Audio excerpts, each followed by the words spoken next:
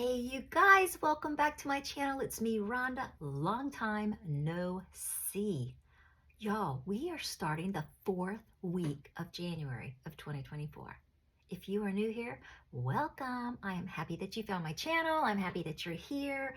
And my returning subs, hey friends, it's been a real new year. So anyway, I just wanted to hop on here, number one, because I feel like I've been MIA. This year has just kicked off with a bang, and I have just been banging on, doing my thing. But I wanted to just kind of, I don't know, just kind of sit with you for a minute and just recap kind of what the first month, what's been going on, where my head's been, what I've been doing. I know I dropped a video a couple weeks ago, just about how the first week of January just kind of went out the window with what my plans were. And so I've been just kind of sitting on some new stuff, and it's working out wonderfully. Everything is flowing really well. And even though I've been so busy, in my mind, I've had all these little videos that I wanted to just pop on here and share, just little snippets of like my quiet time. And you guys, it just doesn't happen. My schedule right now just doesn't allow me to, that freedom that I had towards the end of last year when I had all this extra time and I could just kind of, I don't know, just pop in. So I'm having to kind of, I don't want to say relearn, because I don't think I really learned it. I'm having to kind of reorient myself with a schedule of how I'm going to be present here on YouTube. So what I wanted to do today is just kind of do a little recap of those moments that I had, that I would have in my morning, and I would think, gosh, I really want to do a video on this. I'd look at my watch and go, oh, I've got 15 minutes left. I don't have time. I need to get the ball rolling. And then when I'd come home in the afternoon, y'all, this girl is tired. I'm telling you what, my brain may think I'm 24, but this body is 56. And it ain't having it. And plus, I'm really, really challenging myself with this 75 hard. I'm not gonna lie. I'm not so much, I don't feel physically challenged. I don't really feel mentally challenged, but I do feel I'm having to keep up with something that I'm not used to having to keep up with. You know, a whole second workout in the afternoon after working physically all day is tough, but I've made that adjustment. My first morning workout is a piece of cake because it's what I've always done. I've just extended it for a few minutes, and I have used some of the days where we were physically working, like up and down ladders and digging and shoveling and doing that kind of stuff, as my second workout, because in CrossFit, that's what you do. So I was just pretending like I was CrossFitting, and I wasn't pretending, because I actually was cross-fitting. But anyway, so the days that I don't work like that, like I'm on the forklift most of the day, you know, riding and driving and lifting the stage and stuff like that, I would keep my integrity, and I would come home and I would do a second workout, whether it was just a walk or it was a stretch, or, you know, just something that for 45 minutes I was outside still, because the second workout has to be out. Well, one of your workouts have to be outside. Usually it's my second one, since I do my first one at 5:45 or 6 o'clock in the morning. So I'm just really working through being true to myself and true to the commitment of this challenge that I've made. And y'all, drinking a gallon of water is hard. I don't know that you get used to it. And it's not like I leisurely drink it. I have this big gigantic thing that I got, and I fill it up twice, because it's a half a gallon and a half a gallon. And I have like little visual markers on there that I'm like, I've got to get to this part by 11, and this part by 2, and this part by 8, you know, and I just kind of keep going. So anyway, that's really taken a lot of just focus, because I have an app also that I'm just making sure that I plug in. I'm posting it on my Instagram for accountability. And so those are just things that I'm not used to doing. So that, believe it or not, takes a lot of mental focus, because if you forget to do it, you start at day one. I'm not going to do that. I'm not going to forget. So Anyway, there's that. The one thing that I am enjoying is I'm getting through my reading a lot faster. So now I've already finished 2 books, and here we are 4 weeks in. So I did finish Tactics, which I had halfway, I had read like a quarter of it before, but I went ahead and started over and read that again. That was really hard. Um, and I think the main reason is because of the time that I started reading it again, is the first weeks of the challenge, detoxing. My body was tired. I was tired, starting the new, a new barn. And so when I would sit down in the evening to read it, I literally was like toothpicks trying to keep my eyeballs open to read the book. So I wasn't really comprehending. I mustered through it and I got done. I got most of the concepts of it, but there was a lot. It just was really hard. It's probably a book that I'll have to reread if I really want to get the concept down in order to be able to utilize it in conversation. But then tonight I just finished Don't Follow Your Heart. Now this was really good. This is actually a book on it's boldly breaking the 10 commandments of self-worship. And the things that it really talks about is, how so much of today's culture is all about your self-help. And we all know that we can do nothing on our own. Without Jesus, we are pretty much just going to run around a circle and chase our tail like a dog. You're not going to get anywhere. But most of the topics that it covered were just a lot of the hashtags that I don't know, you probably are familiar, but I don't know, for me, when I was going through my whole personal development and self-growth and, stepping into like the new age and trying to manifest and do all that stuff, I'm so glad I'm not into. But anyway, you'll probably recognize some of these. There's like, live your best life, follow your heart, be true to yourself, you do you, boo, YOLO, the answers are within, be authentic, live the dream, love is love. And so, he really goes into, while these hashtags, try to pull you into, oh, live your best life, it really has nothing to do with you. And so he brings scripture into kind of trying to redirect you. And I had to actually look up the word heretic. Can you believe that? I sat here and read half this book, and I finally just said, Rhonda, what? If someone asked you today to give the definition of a heretic, what would it be? Because the way he words it, like in the back, there's heretics testimonials, and he'll say, well, here is a heretic to the cult of self-worship. So I'm like, heretic, so does that mean they support it? Or are they against it? So y'all, I'm telling you, so these first 2 books really challenged me they seemed a little bit deeper than just like a joyful read, because they have to be nonfiction books. And I enjoy nonfiction books anyway, more so than a fiction. But for whatever reason, I struggled. I had to like read each line super slow to get the concept, just because of the way it was worded. Kind of like when I try to read the King James Bible. I know what the scripture is trying to say because I've read it before in other translations. And so when I go to read that one, I have to go so slow because I'm like, I'm not familiar with the usage of that word, or does that word mean what I think it, you know what I mean? So anyway, these 2 books were very challenging for me. So tonight I start this one, David Jeremiah, The Great Disappearance, 31 Ways to be Rapture Ready. So this one will probably go a lot smoother. I've listened to many of his sermons, so I could probably hear him read the book to me. So that's kind of where I've been with my reading in the evenings. And as far as staying on track with that, y'all, and I am loving doing my Bible plan. How many of you guys are on track? This chronological, now I have to say, I was not looking forward to Job, and I thoroughly enjoyed reading Job this way through, because I had the little podcast, the Daily Grace podcast, to listen to afterwards. So she actually brought up some points that just kind of went right over my head. I was like, oh, I didn't even pick that up. And so I would go back and read it, and then it was like a light bulb. I was like, how did I miss that? So it's really helpful to have that little 8-minute podcast. So I'll read through the scripture, I'll listen to the podcast, I'll jump into the little workbook, and I'm just really enjoying it, and I'm picking up on things.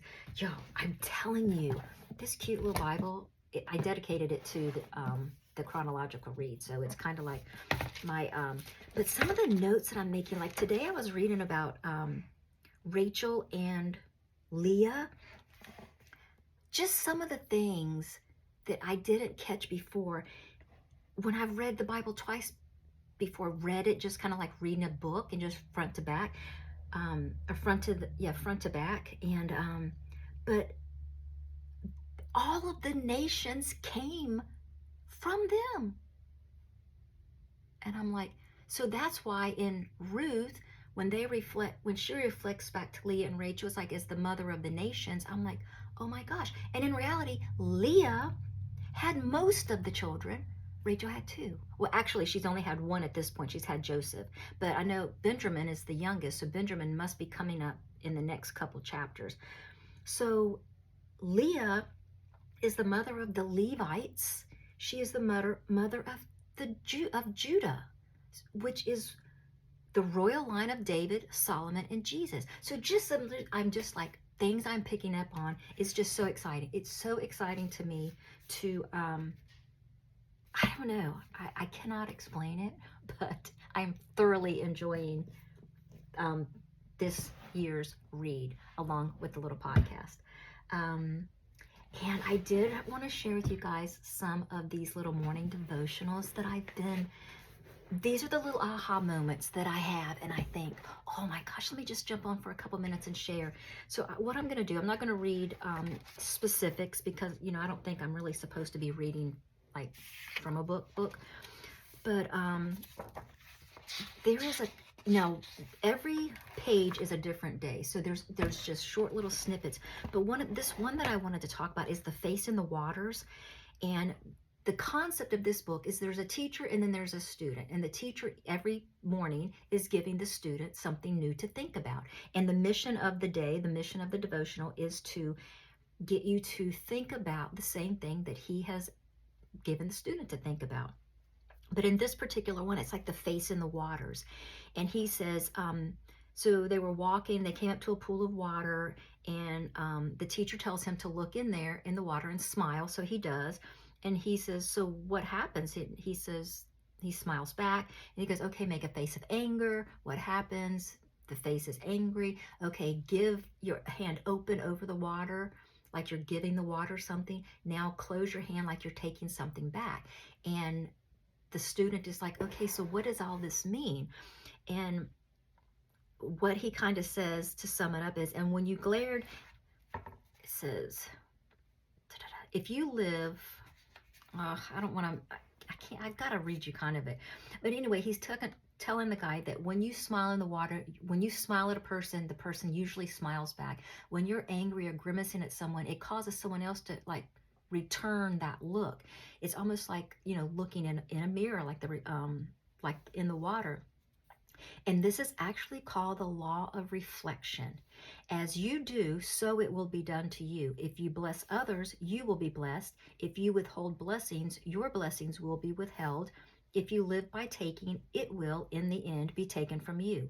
If you live a life of giving, it will, in the end, be given to you. Condemn others, and you will be condemned. Forgive others, and you will be forgiven. Live with a closed hand, and his hand will be closed to you. So live with an open hand, and his hand will be open to you. And so the law of reflection, and the mission of that day was, what is it that you seek from life and from others? Today, make it your goal to give to others the very thing you seek. And it just kind of reminded me of do unto others as you would have them do unto you. And in this way, he's saying, reflect onto others how you want them to reflect back to you, because it is a law of reflection. It's a law. So it is true. Whatever you do to someone else, eventually it does come back around. So I thought that was pretty interesting. And another one that I wanted to share is the night and day paradigm. Because we know we start our days in the morning, but according to the Bible, nighttime is actually the beginning of the day. I was blown away by that too. I know, right? But it says, in the middle of the night, he came to my room and woke me up. He says, come, it's time for the lesson. We're going outside. And the guy says, well, I was half asleep. I wasn't thrilled about the idea, but I complied. Which comes first, he asked, the day or the night? The day, I answered. Night comes when the day is over. That's what most people would say, and that's how most people in the world see it, that day leads into night, but that's not how God sees it. And then the student says, well, what do you mean? If the day leads to night, then everything goes from light to darkness. Everything gets darker. Everything is in the process of darkening. So is the way of the world.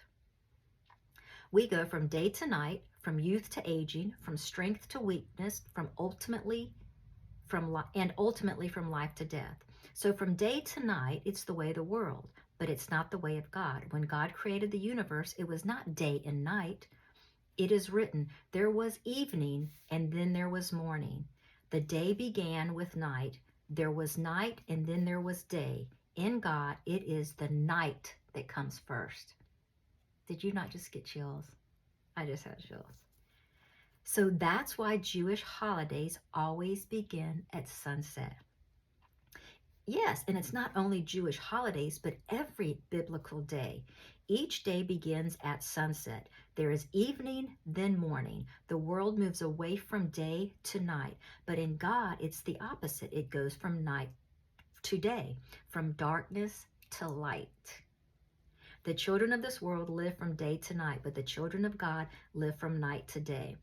They were born again in the darkness and moved to the day. And if you belong to God, then it is the order of your life. You are going from darkness to light, from weakness to strength, from despair to hope, from guilt to innocent, from tears to joy, from death to life. Y'all, that just gives you something to chew on throughout the day. Short and sweet, but oh so profound. I don't know. These are the little things that when I think of in the morning, I'm like, oh my gosh, that is so good. They need to know this. They need to have this to chew on as their day goes through. And then this last one that I'll share before I jump off, because I just really missed talking to you guys. That's all. I would sit here and think I wanted to share this stuff, and I just didn't have it. And now I've got it, and I'm giving it to you all at once, and it's probably going to sound like a bunch of rambling, but so be it. I hope you enjoy it. So here is the last one, and this one is called Yeshua. And it says, a most important word, says the teacher, the word Yasha. In Hebrew, it means to rescue, hope, defend, preserve, to make free, to attain, to bring safely, to heal, and to save. One word and the answer to everything. How is that the answer to everything? Yasha is what we spend our lives seeking. And in Hebrew, salvation comes from the word Yasha. And from the word Yasha comes the Hebrew word Yeshua. Yeshua means salvation. And in the Hebrew scriptures, it is written, he has become my salvation. Who has become salvation? God.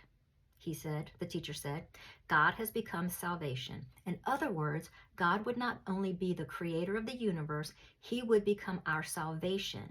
God would become our help, defense, preserving, our freedom, our victory, our salvation. God would become the answer to our greatest and deepest needs. In Hebrew, God would become Yeshua. But if the word Yeshua means salvation, what's the difference between saying God would become salvation or God would become Yeshua? Well, from the Hebrew word Yeshua comes the name Yeshua, capital Y. And when the name Yeshua was translated into Greek, it became Iesous. Iesous. I had to listen to pronounce that because it's Greek and I don't talk Greek, but it's Iesous. Iesous. And when Iesous was translated into English, it became Jesus. So here it is. Jesus is Yeshua. Yeshua is Jesus. Yeshua is the real name of the one the world knows as Jesus. So God will become Yeshua. God will become Jesus. And that's exactly what the name Yeshua reveals. It literally means God is my salvation. Bing! Isn't that just blow your mind? I'm telling you, I love the Hebrew language. I love learning how to pronounce. Well, I don't do the greatest at pronouncing it because I have such a slang, but I love just how one word can be so beautifully meant to be representing a specific thing, and then how we can add all these other words to it and make it just sound like it's nothing. And then when you kind of go back to the roots and you know what the true meaning is, it's just like, it's mind-blowing to me. It's mind-blowing. I love it. I love learning it and reading it, and just, yeah. So I had to share that with you guys. So I'm really enjoying this little daily devotional. I think I've shared it. It's oh my gosh, I took the cover off because I kept crinkling it up in the morning. But it is, I can't even remember. Hold on. Yes, I can. The Book of Mysteries. I'm sorry. The Book of Mysteries, Jonathan Cahn. So, yeah, you guys, those are the things that I've kind of been just going through my regular things, and trying to stay true to the commitments that I've made up to this time of the year, and being strong in my Bible plan, and just reading, and just know that you guys, I think about you all the time. I'm constantly thinking of videos or ways that I can get on here and share something, so I don't leave you hanging for so long, because I enjoy sharing that kind of stuff. I haven't done a Bible study in a while because I've just been so focused on this. I don't think I'm going to try to do a Bible study until after I'm done with this challenge, and that is March 15th. So, but, so yeah, that's it, guys. I thought I would jump on here and just say, hey, I miss you guys. I hope everyone is doing well. I hope everyone is on track with their Bible reading plans. And gosh, just share with me where you are this 4 weeks into the new year. What's working, what's not. I don't know. I have a whole nother video already starting to go forward in my brain. Isn't that crazy how I can be talking to you and yet my brain's already starting to think of, oh, I wanted to share this too. I'm going to make it another video. Anyway, I hope you guys have a great rest of your night. So yeah, drop me some comments. Let me know how you're doing, where you're at. And yeah, I'll see you guys in the next video. Bye.